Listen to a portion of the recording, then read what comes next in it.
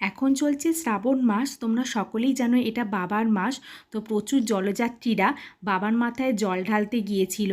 তো সেটারই একটা ছোট্ট ভিডিও তোমাদের সাথে শেয়ার করছি। তো আমাদের বাড়িটা শ্রীরামপুর এলাকার মধ্যে, তো যারা কালীঘাট থেকে জল ঢালতে আসছে তাদেরই জল ঢালতে যাওয়ার ভিডিওটা তোমাদের সাথে শেয়ার করছি। আর এই যারা সুন্দর সুন্দর মূর্তি বানিয়ে নিয়ে যাচ্ছে এটাই মেন আকর্ষণ। আর এখানে অনেকে বড় বড় বাঁকও নিয়ে যাচ্ছে, তো যেগুলো খুব ভারী ভারী। তো আমাদের এলাকার লোকেরা সবাই মিলে তাদের আপ্যায়নের ব্যবস্থাও করেছিল, মানে লুচি আলুর দম অনেক কিছু খাওয়ানোর ব্যবস্থা করেছিল। তো এর পরের দিনকে সোমবারে মা আর দিদি চলে গিয়েছিল তারকেশ্বরে বাবার মাথায় জল ঢালতে। মেনলি আমার দিদি জল ঢেলেছিল আর মা গিয়েছিল সাথে। তো মন্দির প্রতি বছরের মতো যেমন ভিড় থাকার ভিড়ই ছিল, বাট পুলিশের পরিষেবাটাও ঠিকঠাক ছিল। তো মা দিদি ভালোভাবেই পুজো দিয়ে বাড়ি আসতে পেরেছে। তো যাই হোক, মহাদেব আমাদের সকলকে ভালো রাখুক, সুস্থ রাখুক, এটাই কামনা করি। ভিডিওটা এখানেই শেষ করলাম। ধন্যবাদ।